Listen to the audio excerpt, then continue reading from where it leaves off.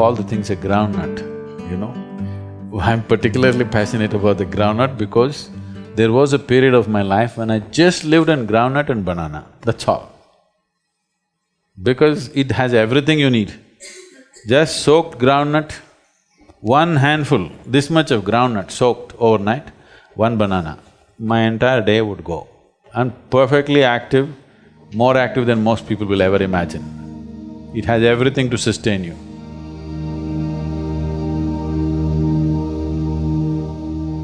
It's a complete food by itself.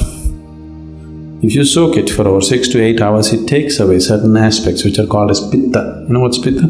Allopathic doctors don't look at it, but the Ayurveda is based on this, Ushna, Shita and Pitta. It takes away the pitta, and taking this soaked groundnut, chewing it well and eating. Just make sure it's not some genetically engineered nonsense, whatever. One thing is, it could be genetically modified. They are no more declaring which is modified, which is not. Another thing is, you're pumping in fertilizers and pesticides to such an extent, the groundnut is no more a groundnut. Just make sure it's a more organic thing.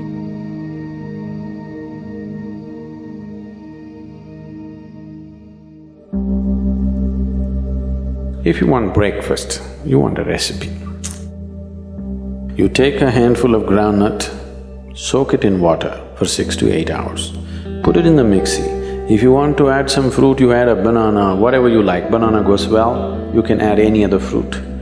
If you want, put some honey into it, 2 minutes, you have excellent breakfast ready. It takes 2 minutes to do it.